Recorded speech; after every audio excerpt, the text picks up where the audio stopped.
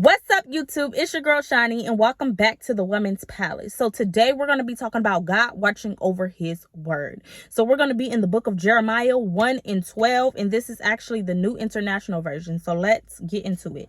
And it reads, "The Lord said to me, you have seen correctly, for I am watching to see that my word is fulfilled." Okay? God had to make me realize, when I speak over your life, I am watching over my word, which means I'm watching over you. But you have to be able to understand, I never told you when it was going to come to pass. I just told you that it would come to pass. My word cannot return unto me void. I had to think about with Jesus. It took 42 generations for Jesus to come, but God spoke the word in the beginning of time. Think about with Abraham. We're eating off of Abraham's blessings when Abraham was thousands and thousands of years ago. He told him that you will have a nation as many as the sand of the seashore and all the stars. Is he here to see it? No, but God brought it to pass. See, God had to make me realize, when I speak over your life, when I give you a promise over your life, you got to understand that I am God and I cannot lie. But you also have to put into your mind, I am a generational God. Is God giving this? Is God using me to set it in motion and allowing that promise to be able to be fulfilled in generations to come? My kids, or is this for me? This is what God is making me realize. I'm watching over my word. Trust and believe. God don't play about his word.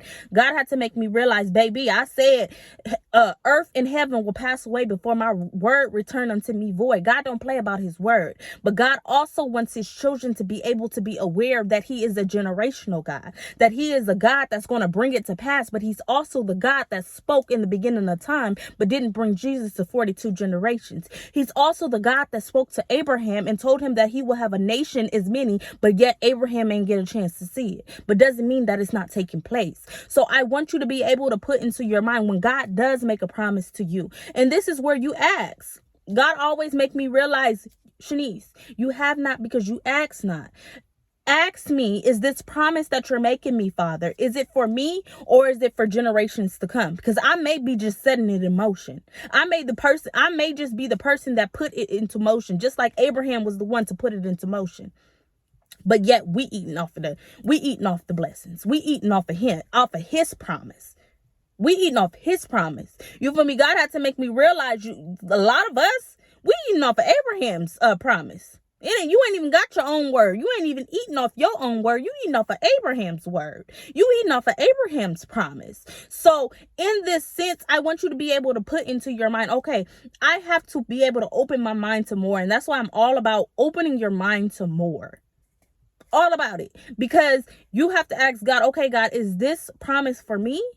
Or is this a promise for generations to come? Am I going to see this promise? Or am I just putting it into motion, like I said? So I want you to understand that God is watching over his word. Don't ever get it twisted. God had to make me realize, baby, I don't even see people. Like, God had to make me realize, people be thinking I see them. I see my word, baby. And it's not to say that you're not important, but you got to understand that God doesn't play about his word. So if he spoke it, it must come to pass. But this is all about being, okay, the God that I serve is a God that, is a generational God. I got to be able to be aware of what it is that God is really trying to do in my life. Am I just the person that's going to set it in motion, or am I going to be the person that experienced this promise? Am I going to be the person to be able to live in this promise, or is my kids going to live in this promise? It's all about just asking God and being aware of God, because like he said, you never know. I spoke in the beginning of time, but yet it took 42 generations. But that doesn't mean Jesus didn't come. That doesn't mean we're not back connected to God. So it's all about understanding that God don't play about his word, for one, and two, understanding that he is a generational God. When God speaks promises over your life, God, is this a promise that I'm going to see, or is my kids going to see? Really commit to knowing God on an intimate level. That's where I'm at in my life. Like, really committing to knowing God for myself, not what people tell me, because you got to understand that people if you ever played this game in elementary school, we played the game where you tell one person, and then by the end it's a totally different thing, because you got to understand that people can only take in what they are. So some people misconstrue God's character, or it's not what is really not God. And that's what I'm learning. So God is really getting me to a point. Get to know me on your own. Seek me on your own. And this is where it says, work out your own salvation with fear and trembling.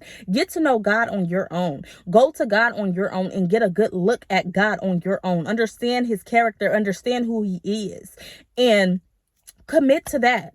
And understand that God is for you and he is never against you. Like I always say, go out and be a light in this dark world and understand that God does not play about his word.